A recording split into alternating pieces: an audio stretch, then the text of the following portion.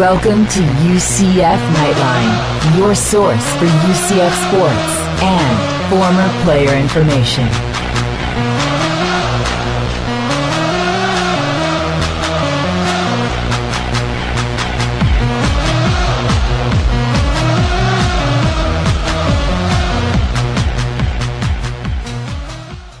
Hello, Night Nation. This is Andrew Phegley coming to you from the 1148 studios, and this is episode 31. Joining me in studio is Trylko, who is still digging that new open. All right, yeah, I am too. It's awesome. That was Tracy Wild, by the way, tracywild.com, or you can look her up. Just Google Tracy Wild. She's absolutely awesome at doing voices, and that's what she does. So anyway, so we got an action-packed, full-on podcast. We've got tons of stuff to talk about. We've got Brandon Alexander.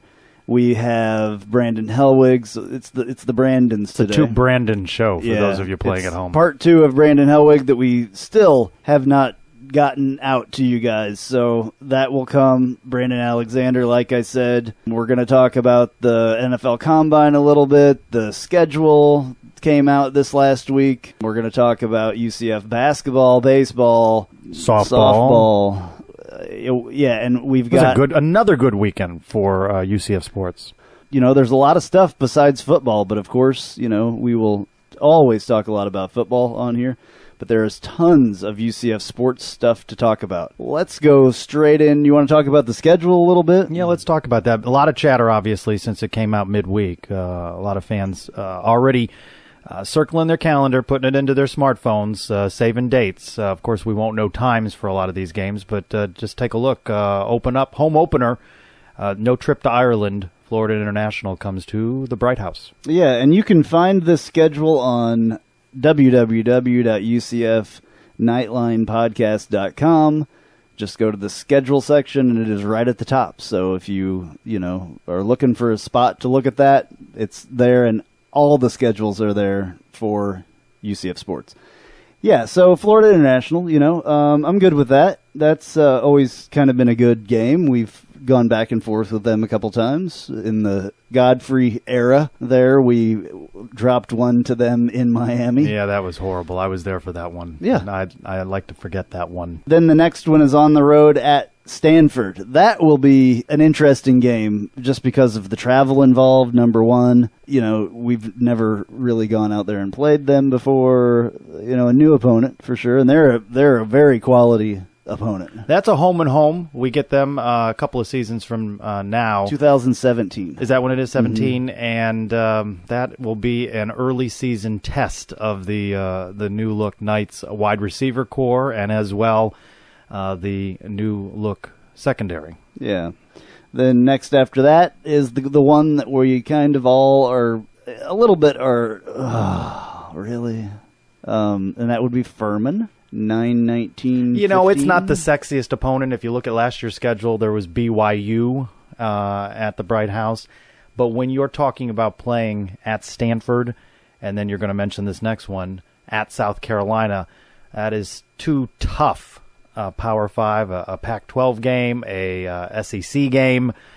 It really did dictate. And right in the middle of it, Furman. Yeah, well, you need Furman to, hopefully you'll be 3-0 going into South Carolina. But it's good to have Furman at that point in the schedule. Yeah, then we go into conference play, Tulane, UConn, Temple, Houston, Cincinnati, Tulsa, East Carolina, USF. And that's basically that. Back-to-back home games to finish the schedule. What I consider one of our better rivals, East Carolina, and then, of course, the Cows. Those are the only two non-Saturday games on the schedule. That East Carolina game is Thursday night, prime time, ESPN showcase. And, of course, who knows what time, but it'll be on one of those networks, ESPN networks, the Friday game with South Florida. In that now what's becoming a traditional spot the day after Thanksgiving, and we get the game back at home. But all of the games on Saturday, of course, that doesn't mean Saturday prime time. I know a lot of our fans want those evening games, but you might imagine that there's something in there that's going to be at noon. Yeah, well, you have to deal with the noon games. Unfortunately, it's not a great place to do that in the state of Florida because of the heat. But I don't know if we'll totally get into the whole politics behind all this. I want to have a guest on in the coming weeks to talk more about this schedule and the politics involved and why things happened the way they did this year. There was a few articles written this week, one being in the Orlando Sentinel about how George O'Leary didn't really like the schedule. That was by Shannon Owens-Green. There's definite opinion out there. A lot of people have been talking about this stuff on the boards, but we will have a guest at some point in the next coming weeks, and we will talk a lot more about this. What jumps out at you on this schedule that concerns you from a conference standpoint? Well, not a lot concerns me. The Cincinnati game, I think, will be difficult. October 31 in Cincinnati indicates Halloween. It might be a cold weather. For memory's sake, when did UCF stumble on the road at UConn last year? Was that was around that time frame? Yeah, it was. It was somewhere in there. I hope we're not going to have a stumble like that again this year. I really, really hope. I guess if there could be one, it would probably be that Cincinnati game that would have a question mark. Temple on the road, revisiting Temple since the catch by J.J. Wharton. UCF handled them pretty well last year at Bright House. Temple's not nearly the team that they were then. I don't think that's going to be difficult. The only ones that I see, technically, I think there could be 3 losses in this. Conference or total? No, total in the schedule. I think there could be 3 losses, and my 3 losses would be Stanford, South Carolina, and Cincinnati. If we lose 3, is that a best case scenario or your worst case scenario? To me, that would be my worst case scenario. 3 losses is your worst case. Mm-hmm. I'd say they are primed and positioned to defend their American Athletic Conference championship. That would have them doing it. First time that they'll play Cincinnati. Now it'll be 3 seasons coming into this season in the AAC. I haven't done my research on Cincinnati for this upcoming season. I mean, I don't know what they have. I don't know what they lost. I haven't done my research, so that's why I want to talk about this in an upcoming episode. But yeah, so that one would be the one that I think that we could stumble on. Unfortunately, I really obviously hope that we don't, but that would be the one that. To me. I think it's set up for a pretty good, Houston and East Carolina play at home, as does South Florida. And you throw the records out on the rivalry game. You've got to go in saying that's bound to be a competitive game. East Carolina's always been a tough opponent. We own Houston now, though. We own them. We won't have Brandon Alexander. Yeah, we own them in all sports. So we were talking about that last week, and we're going to talk about that with Brandon Alexander. Yeah. Right now, actually. All right, now we are talking to Brandon Alexander. Brandon, what's going on? Just finishing school and getting training and getting ready for the pro day. Actually.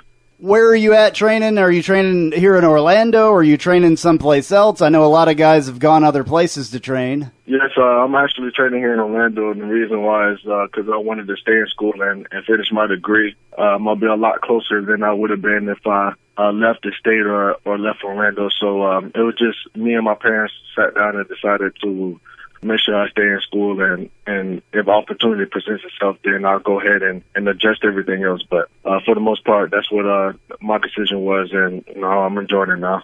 All right, so tell us a little bit about school. What are you majoring in, and when are you going to graduate? Well, I'm majoring in sports and exercise science. I switched my degree after my freshman year from criminal justice, and the reason was because I felt like once football and sports was done, I didn't want to drift away from sports. I knew I still wanted to be involved with it, so that's why I changed my major, and I graduated right after summer A. So it's coming down pretty quickly. I know it kind of seems like a fall away, but I said that about the football season earlier, and now look where we're at. So it goes by fast, doesn't it? What's your preparation like for Pro Day, and what do you know about that when it's coming up? Well, Pro Day is on March 25th, and my preparation towards is always has been as far as getting into school and actually being able to have an opportunity to actually get a chance to play and get a chance to showcase my abilities and everything. And that's how it's always been.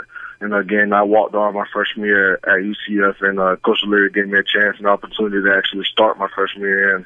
I took advantage of that and, ran away with it. And so, again, this is just another opportunity for me to go out and showcase my skills. And, almost each and every day I go in, pretty early, like, 10:30, and, get some workouts in and hit the field and critique my techniques and everything. So it's actually going pretty good. Knights fans have been so focused on National Signing Day and the recruiting.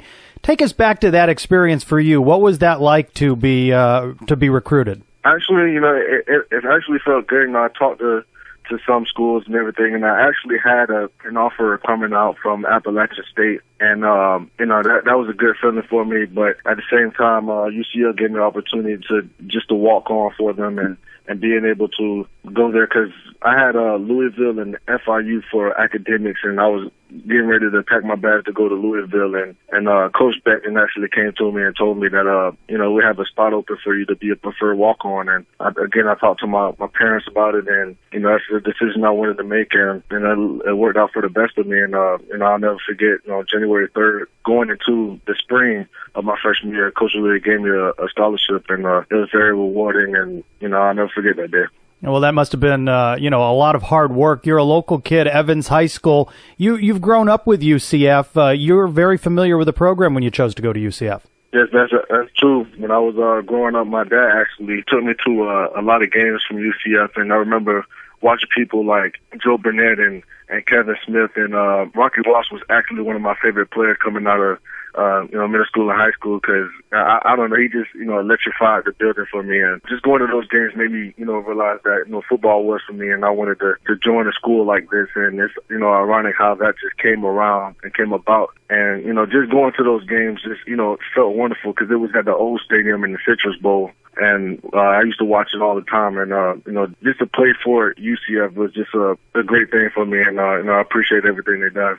All right, well, football was definitely for you. We were glad that you chose football. A couple of highlights that I remember specifically from your career, the last 2 years in a row, you have single-handedly pretty much kept Houston from beating the UCF Knights. What can you tell me about those two plays over the last 2 years? Well, for those two games those were ridiculous. I've never played in a game like that. Both games came down to basically the last second or the last play. Both of them were on the defensive side, and they were driving on us on both years. They drove the whole field on us, and clocks winding down for the first time we played them my junior year. It took 4 downs, and those were the longest 4 downs that I've ever played in my life. It was crazy. It was the thing was, we had our fan base behind us, so they was going into the student section, and you could just hear everybody roaring. And the last play, they ran like a pig play, and he just ran across the middle, and I just so happened to be there, and the quarterback threw it there. And once the ball was in there, I just made sure I didn't hit the ball. I hit his hand,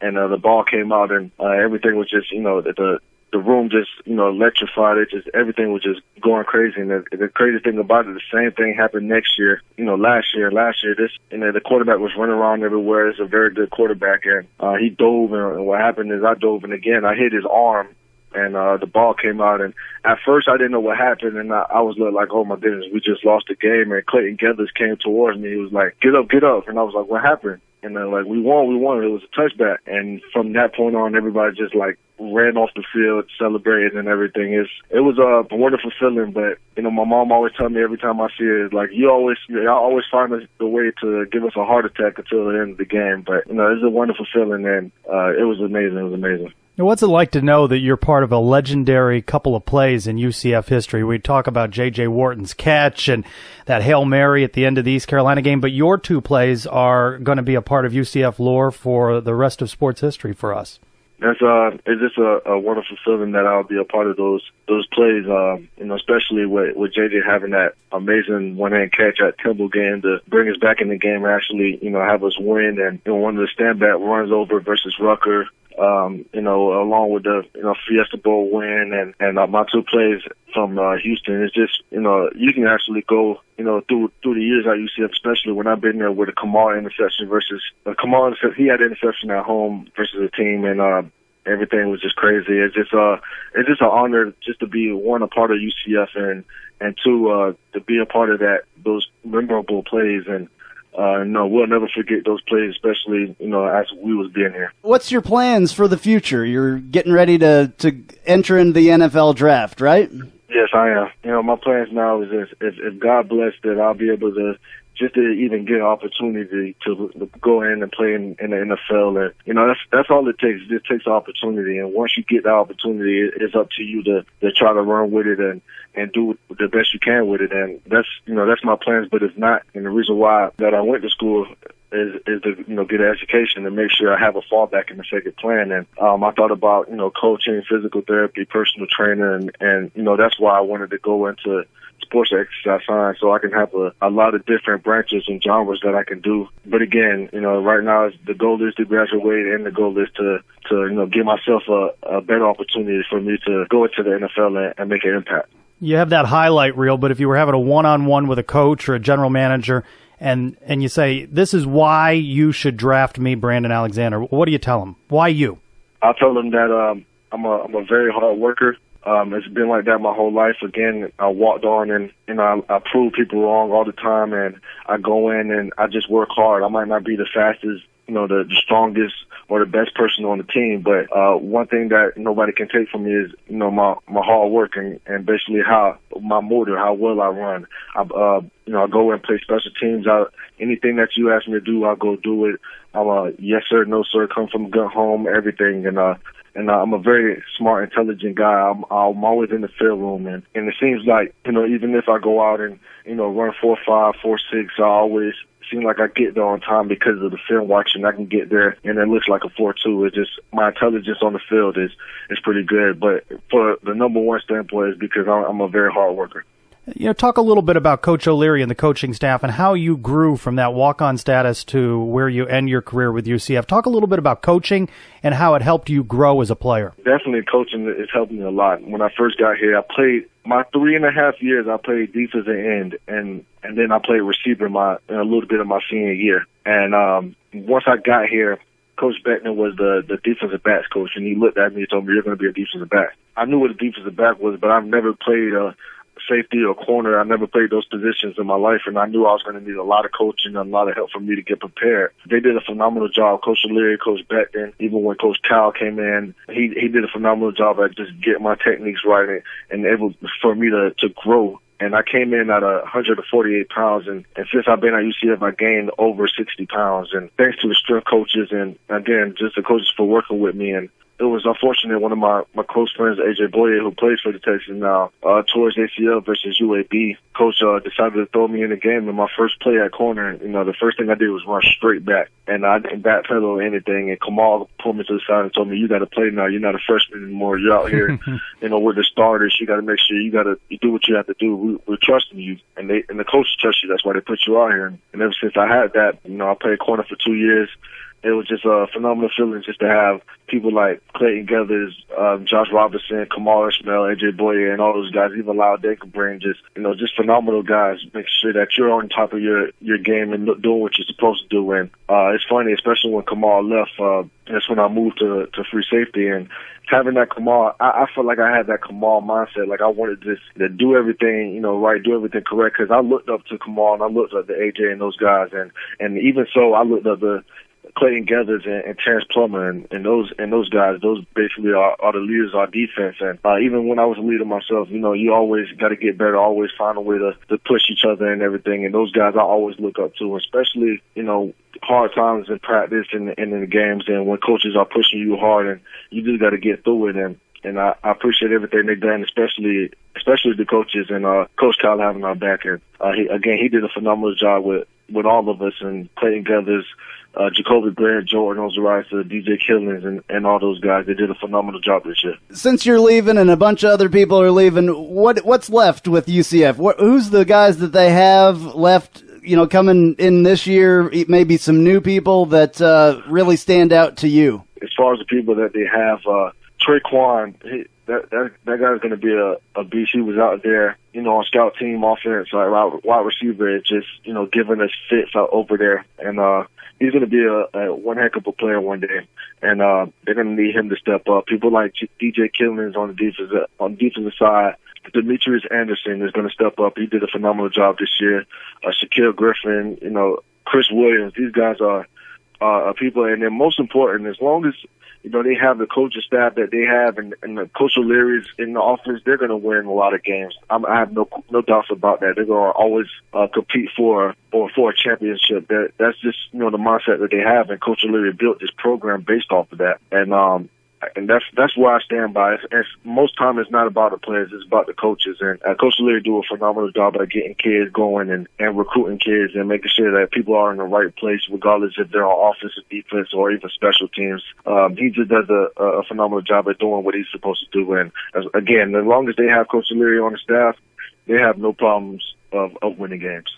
Yeah, you got injured in the Bitcoin Bowl. Can you tell us a little bit about that injury and how are you doing from that? I dove in for a tackle and I missed, and one of our defensive linemen's knee hit my lower right back, and I was unable to walk for about a good 5-6 days. And honestly, I'm 100% now. I went to the doctor and got an MRI and everything, and I'm 100%, and I feel good. But it's just sad that I couldn't finish my last collegiate game. I cried and everything, and but the big thing is I wanted to go back out there and support, so I came back on crutches, making sure the sidelines were good and making sure just to be out there to support my team. And again, I think Trylko Johnson did a terrific job by going in there and filling in and doing what he's supposed to do. And honestly, he's played well this season, especially when I got hurt at Missouri. When I got out for a concussion, the third play of the game, he basically played the whole game, and I think he did a pretty good job. He still had some mental lapses because he hasn't been on the field as often, but those game reps and in those moments is going to get him involved. And I think that he's going to be one of the big leaders on that team as far as for this year. But it was unfortunate that I couldn't play for my last collegiate game. But everything happens for a reason, and maybe that was God's way of telling me that I need to sit down and rest my body up and get ready. We are definitely going to follow you on your journey through to the NFL, and we wish you all the luck in the entire world, and we will definitely follow you. Okay. Thank you. Thank you very much for having me. So you travel a lot for work and fun. Have you ever thought about having just a little bit more insurance? TravelX gives you the peace of mind so you can take care of your family and loved ones. Click the link on our webpage. I'm just saying, accidents happen.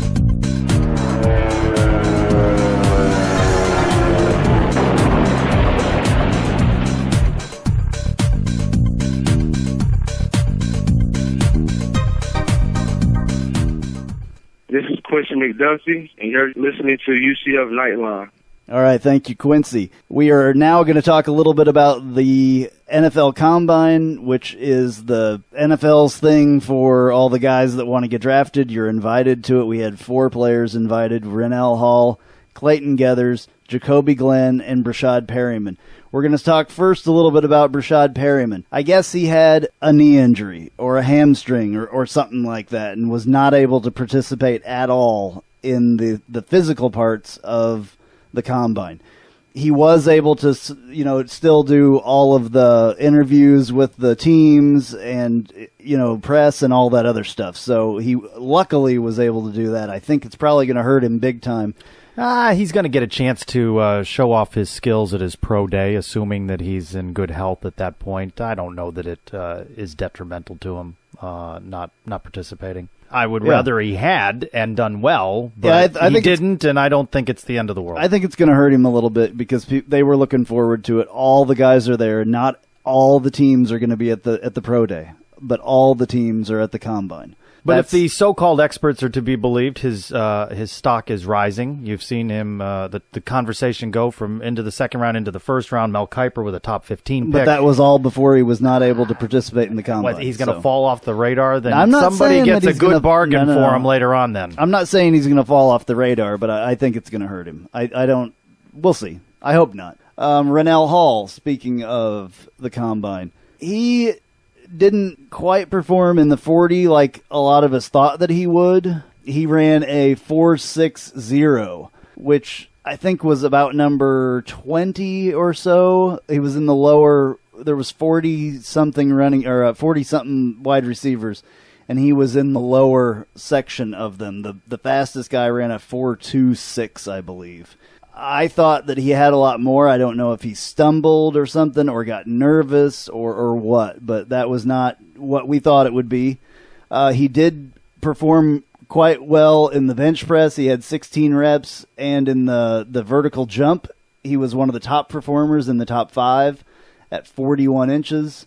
And in the broad jump, he was in the top 5, I believe, as well, with 132 inches. So, those things are impressive. I think there's a lot put on that 40 time.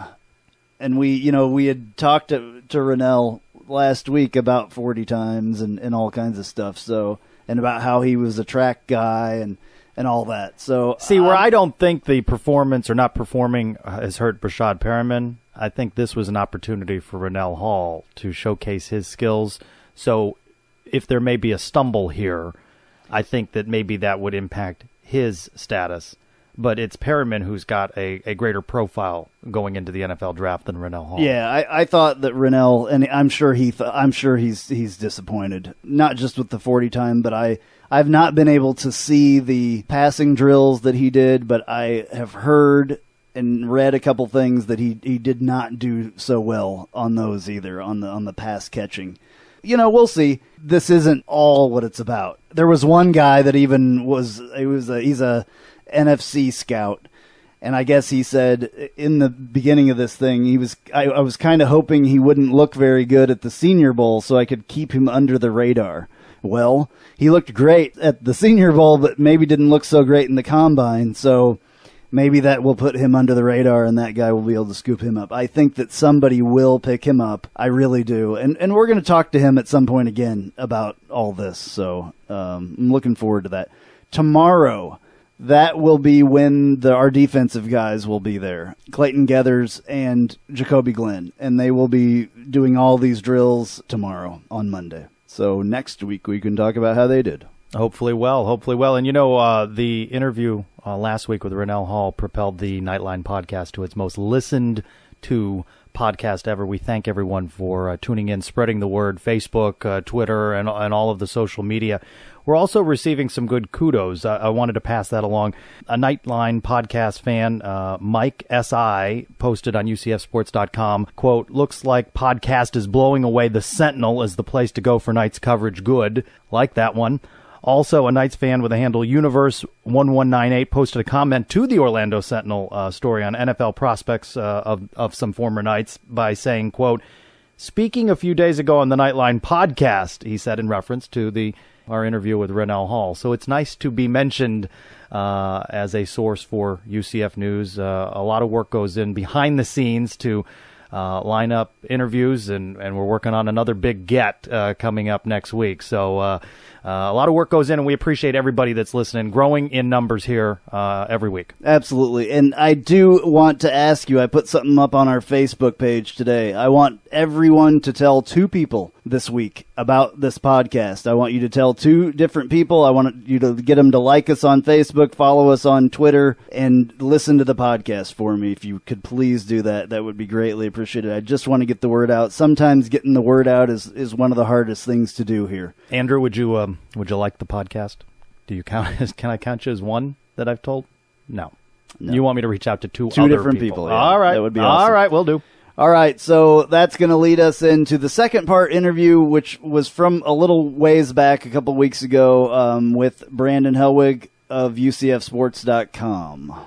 How about the 2 offensive linemen that we got, Tyler Hudanik and Luke Hires? Yeah, well, Luke was, Luke was the first to come along. He committed, midway through this season. He had been committed to Kentucky early on in the process, and he just decided, that's just too far. He wanted to stay closer to home. He's very close to, I think he has two siblings that have autism. So, just wanting to be close to his mom and dad and the family. And, if you need to come home on a weekend or what have you, he's going to be close by. It's not like he's, halfway across the country. So I think that played into it with his decision-making process to come to UCF. I know, center, they're kind of looking at him to be a center type, but he could play guard. It'll be interesting to see if he can kind of get in the mix this year.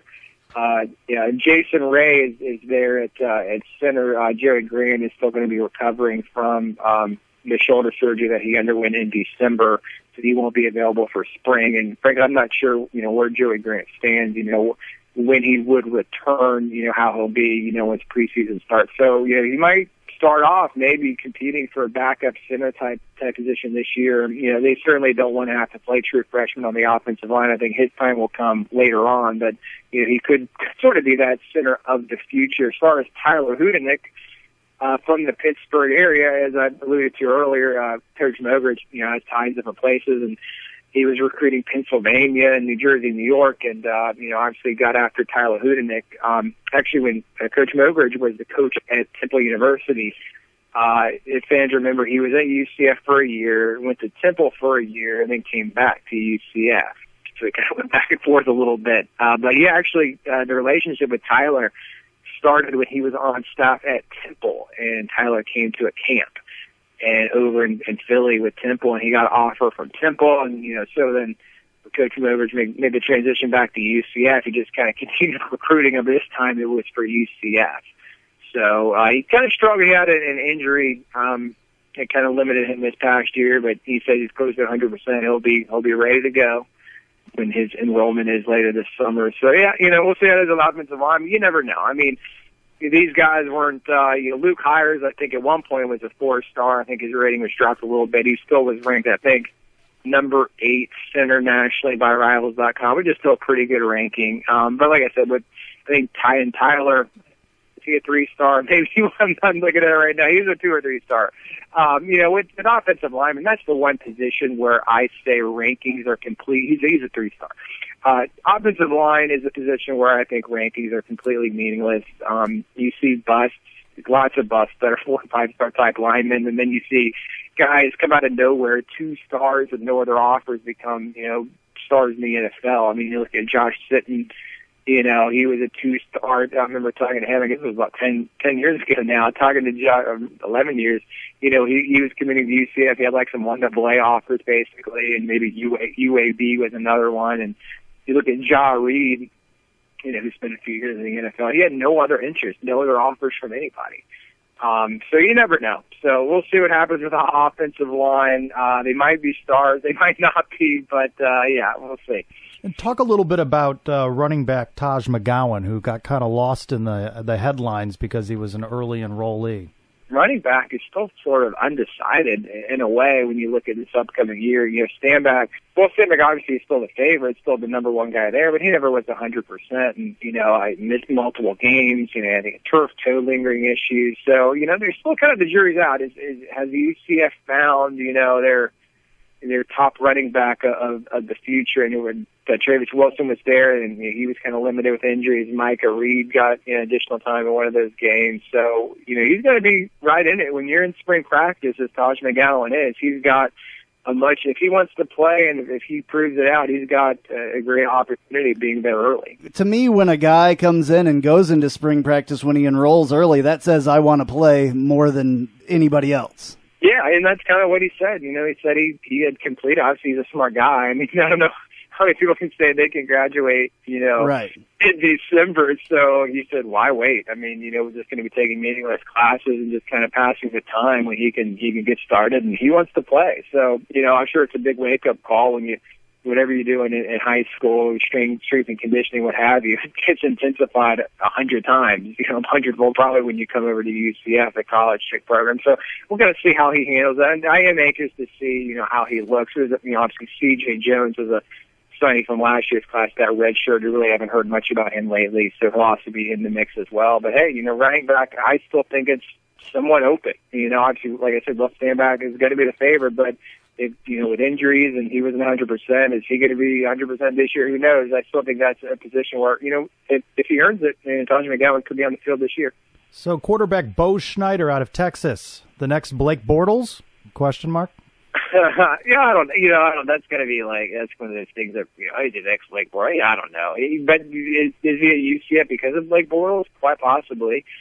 UCF wasn't really recruiting. I mean, although they did end up recruiting the state of Texas for a couple other players, they weren't necessarily recruiting quarterbacks. Bo Schneider there, but he was a guy that obviously saw the Fiesta Bowl, and as any football fan, he. Right now, after the Super Bowl, you're following the NFL draft. They're going to be talking about the draft nonstop for the next few months, and they started talking about Bortles this time last year and, number one on draft boards or whatever at quarterback. And obviously when he was drafted third overall, that was kind of around the same time that Bo Schneider got in contact with the UCF staff. Said, hey, here's my film. I would be interested. And, so UCF took a look and we really like what this guy does. His junior year, really his first year starting. Some of these guys have been playing quarterbacks for 4 years. So that sort of, I think, kind of held him back a little bit in getting offers, at least early offers. But UCF loved what he did, and, he came down and took a visit. He got a Final Three of Oregon State, Tulsa, and UCF committed last summer, and, really was the leader of the class. Him and I'd say, Quentin Hampton were kind of the leaders of the class from afar. He was committed early. He would try to, I was always getting texts, from him. There was a guy that all of a sudden you kind of becomes the guy who's going to visit. UCF offers him a guy. He'd say, hey, do you have this guy's number? I want to send him a text. So I was always sending him phone numbers so he could get in touch with other recruits, So he kind of way to go, Brandon. That's good. For that's UCF. good. Yeah, so he was kind of he was solid the whole time. Yeah, that's good for you. You took one for the team there and gave some information to some kids. That's awesome. I love that. Yeah, well, you always got one. He's usually from Texas. When the Texas schools has it opening late, Texas Tech was looking for a quarterback, but he was solid. North Carolina State, NC State, which ended up being kind of a recruiting. It's been kind of a nemesis for UCF, not only in the bowl game but in recruiting. They came after him with an offer, and he said thanks, but no thanks. So he was solid the entire way, and he's developed a great relationship with Brent Key, I guess now his future offensive coordinator. So, yeah, I'm really anxious to see how he kind of fits into everything, because he's like we were talking about Todd McGowan wanting to play. But, Bo Schneider's the same way. I mean, just because Justin Holman, everyone, they're fresh in their minds that Hail Mary in the season that he had, obviously he's got to hold on to his job, and Bo is doing everything he can. He couldn't quite make it to enroll in January, but he's trying to do what he can to enroll for Summer A, which is that late May, mid-May, late May time period. Typically recruits don't enroll till Summer B, which is late June. So even if he thinks maybe that extra month might help him, he's coming in to earn something. Backup job, starter, what have you. He wants to play. I mean, ideally, if you look at it, if Justin Holman obviously is the favorite, Tyler Harris, I'm sure people are going to be interested to see him in spring. I think ideally you like a redshirt guy like Bo Schneider, but if he's the best, if he earns something, there's no need, and if someone earns it, they're going to play. So that's definitely Schneider's intent going into this year. Yeah, I think that we've got a pretty interesting stable of quarterbacks now with these two young guys and Holman. With Harris, Holman, and Bo, I think that's those three by themselves. That's a heck of a combination. If we have to use them or whatever. What do you think of this guy Aaron Cochran? He's kind of been one of my favorites out of this class for some reason. I think it's just because he's such a big guy, and well, he looks like he's 40 years old. He does. He looks like a man. I mean, this guy's only 17 or 18. I couldn't believe it, but apparently he is. But yeah, I don't really know honestly too much about. He's a guy that there's several on this list that I've never talked to. Just they kept it close to the vest. They never responded to text. They weren't doing interviews. I know he was 6'3", 250. He's a big boy. He's a big guy. He's going to play H-back at UCF. He's going to play H-back. I think he might be listed on some sites as a defensive end, but he had been committed to Louisville for a long time. He's from the Atlanta area. I know probably his number 2 school back when he committed to Louisville last summer was indeed UCF. So, you kind of knew UCF was always going to be in the picture for him later on when he did decide to still take visits and everything else. He visited UCF, visited Kentucky. I'm not really sure what happened with Kentucky late. I think he visited there the last weekend, but committed to UCF, but we really didn't know it. I kind of figured there was strong clues and indications he'd be part of the class, and I guess when this letter of intent came in, obviously that confirmed it on signing day. So I know a whole lot about him and kind of, what he was liking about UCF. Maybe that's something I need to,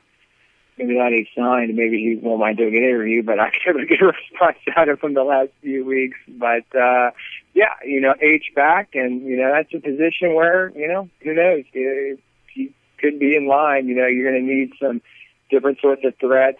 And then they were talking about Jordan Akins, when he came in this past year, maybe he'd be more of an H-back. He's strictly going to focus on receivers. So, that could be an area, at tight end. So if you're looking for a guy in that mold, I don't know if UCF really had someone this past year that's really the prototypical H-back. I know Mario Mathis has been there and been kind of down on the depth chart. And, Kevin Miller, he's had some injury issues. I'm not really sure where he stands right now. So, yeah, he could be a guy, if you're looking for an H-back, he could be playing this year. Have you seen film on Cochran? Does he have film out there on Rivals? Yeah, he has. And he's playing all over the place. He was playing the Wildcat. Can he catch the ball? He's playing defensive end. He's playing a lot of different positions. He's just if you're that big, you're just an athlete. Can he catch the ball out of the backfield? That's what I want to know.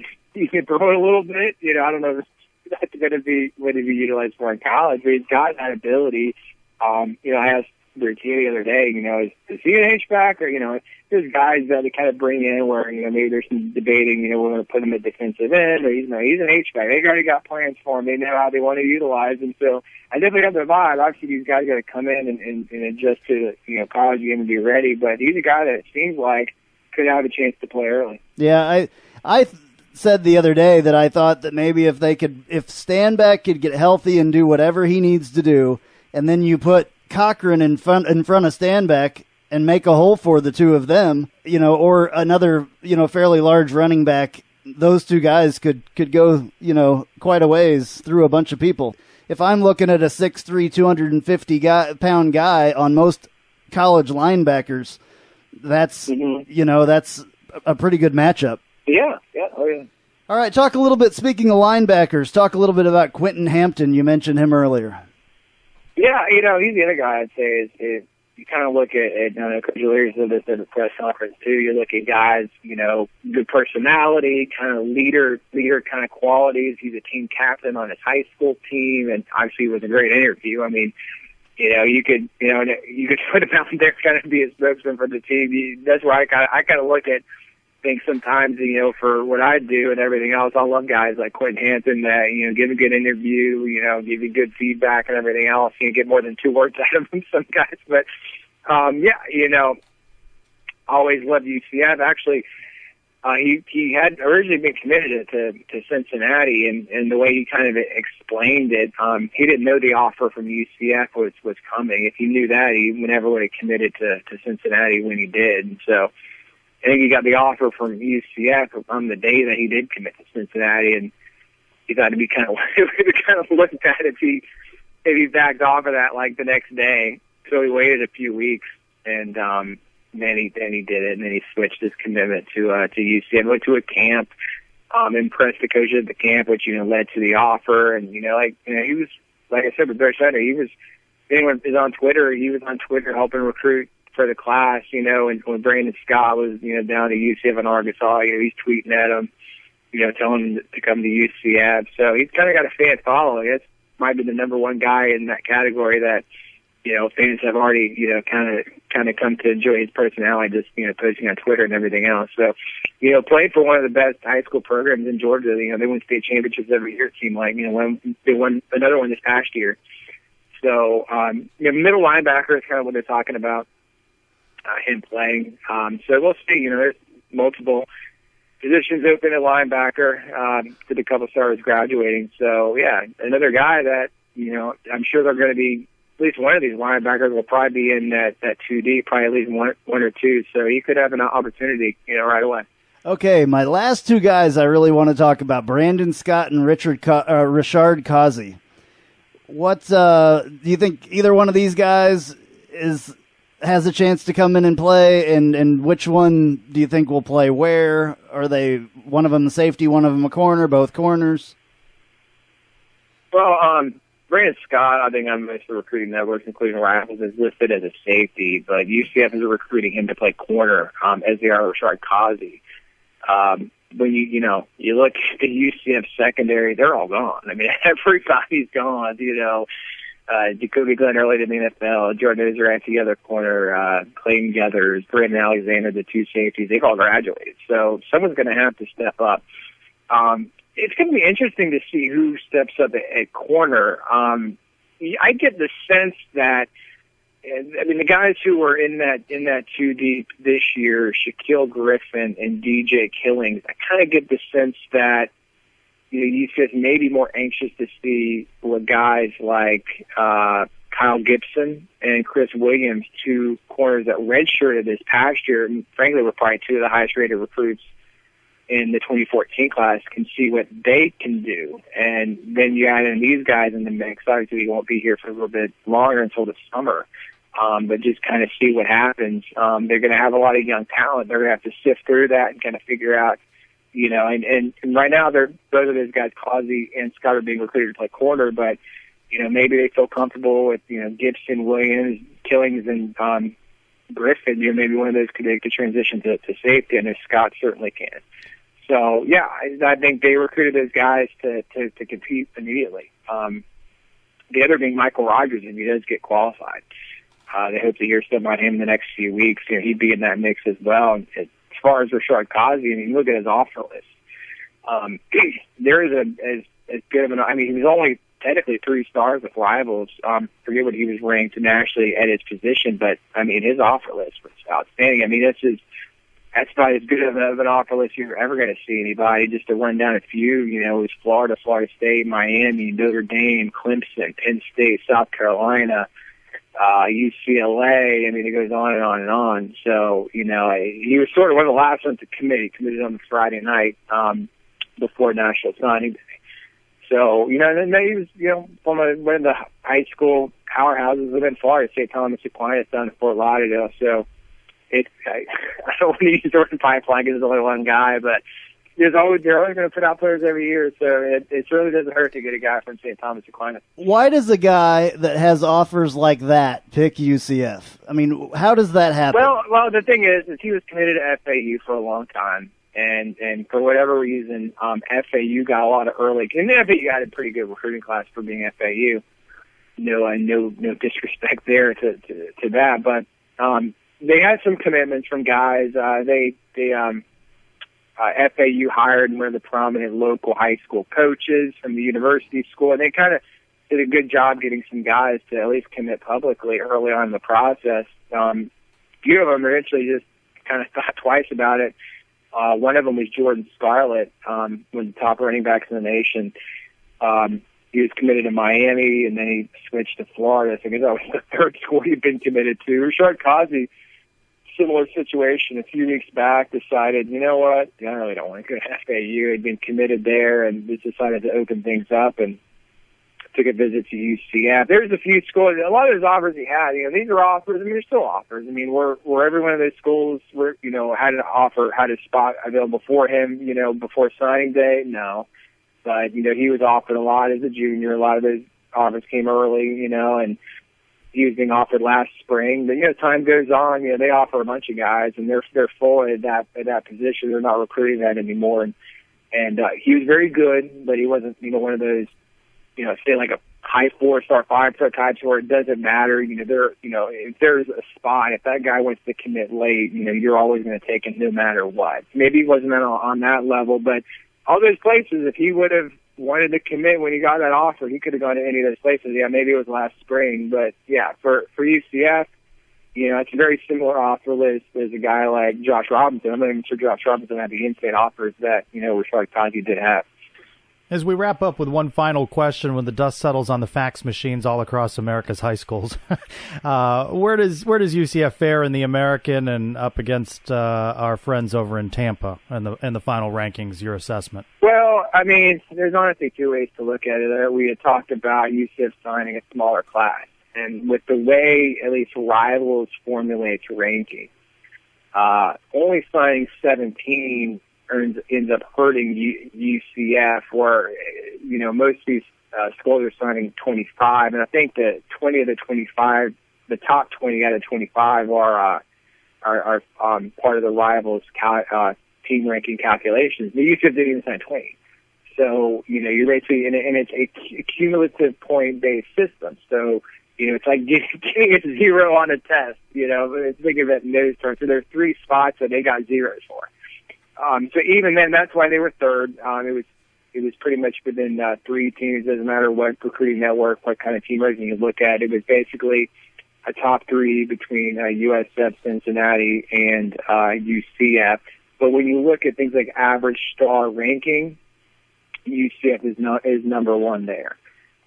So, yeah, if you look at the standard team rankings, it looks like UCF is third, but, knowing what you know that they, spend a lot less than Cincinnati and USF. If you look at average star ranking, UCF had a top 50 class, number one in the American, and had quite a few Power 5 teams. So, just kind of, I'm not a big fan of that particular how they tabulate those points, but it is what it is. And like I said, 4 straight years starting under 20, so it's kind of like a broken record every year trying to explain how the Rivals team ranking point system works. But I think UCF did pretty good. One of the top classes in the conference, and depending on how you want to look at it, maybe the top class. Alrighty, Brandon, thank you so much for joining us. Brandon, where can people find you, your Twitter handle, stuff like that? So obviously, I'm the publisher of UCFsports.com. So you go to the website, there I am, and Twitter. Obviously, Twitter handle is UCF Sports, so it's pretty easy to find. Alrighty, thank you so much for joining us. You are a wealth of information. We enjoy having you on, and we will talk to you soon. All right, guys, thanks. So, you know what they say, what happens in Vegas stays in Vegas. We don't need to know about your fun-filled weekend in the City of Sin, but we hope you'll click the ad on our website. It's right there to the left, the one that screams you have to save up to 50% off your next trip to Vegas. Just click on the ad and we promise never to talk about what happened in Vegas. This is J.J. Warden, and you're listening to Knightline. Thank you, JJ. All right, so we're going to talk a little bit about basketball right now. Earlier in the week, UCF won at Tulane 69-55, and that was good. That was third straight win. Third straight win. There, however, snapped Sunday against Memphis in an overtime game. 75-65 loss against Memphis at home on Sunday. Dropped UCF to 12-14 overall, 5-10 in the AAC. I thought the game against Tulane may have been one of their most complete all-round games. Strong performances from Casey Wilson, senior, and Stephon Blair, shooting well from three. A lot of hope going into this Memphis game at CFE Arena. Mind you, going into this game, the Knights had lost 17 of the previous 18 against Memphis and started out poorly, 18-2 run for Memphis. But give UCF credit, where I think a lot of us said, darn. You're giving UCF I'm giving basketball credit? Yeah, they fought back. Holy Moses. Down by just 3 going into the half. But then they start out rough in the second half again, but they fight back. They trailed 59-53, 3:45 to go, but force overtime. Then the third installment of play where they start out rough and Memphis goes on a run. And I know that's Memphis basketball where they go on runs, but it seemed like in each of those starts, UCF did not start well and then, ran out of time to fight back again. Yeah, the better team definitely won today. Tough road game coming up Wednesday at Cincinnati. That'll be a tall task for the Knights. And then they wrap up the regular season finale Saturday at noon. That's senior day, just the lone senior in Casey Wilson before they go on the road to close out the season the following week at South Florida. Basketball season's come and gone pretty quick. Let's get one more clip in here real quick from Donnie Jones. They play. I'm looking there, and we're shooting 25% from the field and 42% from the free throw line, and we're into overtime. So, we didn't really have shots go down tonight like we have the last 3 games, but for somehow we found a way to get into overtime, and it says a lot about the character of these kids, how they compete. And again, they go on the road at Cincinnati Wednesday. On a much brighter note, however, UCF baseball off to a 7-0 start. They swept the weekend South Alabama Invitational. Listen to this. They Friday beat number 15 Arkansas, come back Saturday, beat number 11 Maryland, and then close out with South Alabama. Knights went in number 22. They will climb in that Baseball America poll with the impressive wins, a midweek game with Bethune-Cookman, and then what should be a great series at Jay Bergman Field Friday, Saturday, Sunday. Going into this week, 18th ranked Ole Miss may climb a little bit in the poll. You're going to have 2 top 25, 2 top 20 teams doing battle. It should be fun. And I guess there was some baseball that went on out there this week that was not UCF baseball, which was kind of weird. Yeah, North Carolina relocated its series to J. Bergman Field. UCF allowed them to play because they may have had a little inclement weather, a little snow on the ground. I don't think baseball goes real well with snow on the ground. No, so. not well. But that's interesting that they were there, and UCF will return home on Friday night. All right, so lots of rankings. Now if we can just get football and basketball ranked, we could get because all these other teams are ranked. 19th ranked UCF softball improved to 11. Now it's actually 12-1, It's correct? 12. I don't know why the Knightline podcast budget does not allow me to go to Honolulu and cover the Hawaii Invitational that the 19th ranked UCF softball team participated in. They advanced to the title game after beating Hawaii, the host Hawaii, Sunday morning. And late here on Sunday, they defeated Washington 4-2 to improve to 12-0. So watch them climb. This is the highest the UCF softball has ever been ranked. Off to a very good start, 12-1. So they must have played 2 games today then? 2 games. Like a semifinal and a final. Yeah, 2 games on Sunday. Okay. Cool. Well, that's awesome. I guess UCF junior Shelby Turner collected National Pitcher of the Week honors for last week and going to go up and play the Gators this next Number week. 1 ranked softball team in America, so that will be a challenge, but one that the ranked UCF Knights softball team is up to. Yeah, that'll be interesting to see what happens when they play the number 1 team. All right, also the number 72 UCF men's tennis team picked up a pair of wins at the UCF Tennis Complex, beating Mercer and New Mexico State. So they're ranked 72. I don't know how many teams there are that they rank, but 72 is... It was important enough to make the UCF Athletics news release that they were ranked 72, so there must be quite a few more. Right, yeah. UCF men's soccer coach Brian Cunningham announced the Knights' spring schedule, and it includes 4 home matches. The squad opens the season against Florida Tech on March 20th at 7 p.m. at the UCF Soccer Complex. I plan on being there. That'll be cool. I'm looking forward to some UCF soccer this year because I have not been able to attend those before. So. Men's team looking for a rebound. Women's team went deep into the NCAA tournament. Memphis has had UCF's number this week. We talked about the men's basketball team. Women's team fell as well to the Memphis the women's basketball team, 65-49. A little bit of a struggle for Joy Williams' team, 8-18 overall, 4-11 in the AAC, and the women's basketball season drawing to a conclusion soon before the AAC tournament begins. UCF women's golf team is number 18 in the nation, according to Golf Stats NCAA rankings, as the UCF Knights are taking part in the 2015 All-State Sugar Bowl Intercollegiate in New Orleans. The Sugar Bowl, I think that's kind of weird that they call it the Sugar Bowl. But golf is ranked in the top 20 as well. Well, you start looking at the various sports, softball, baseball, tennis, women's soccer. It is a strong overall sports program for your UCF Knights. Absolutely. And I haven't said a word about it yet. I tried to keep it till the very end, and most people probably aren't even listening now because we're chattering about stuff. Stop it. Anyway, if you haven't turned this off, next week, this is going to be awesome. I think. I'm really, really excited about this interview. You're name dropping before the interview has even taken place? I am. We are going to have Bo Schneider on next week. Bo Schneider. Bo Schneider. Our quarterback in waiting recruit, for this year's class. I'm really excited about him. He's from Dallas. It's going to be awesome. Next week, this is episode 31. I'm Andrew Phegley. I'm Trace Trylko. Go Knights! UCF charge onto the field. With our spirits, we'll never yield. Black and gold charge right through the line. Victory is our cry. B-S-E-T-O-R-Y. Tonight our Knights will shine.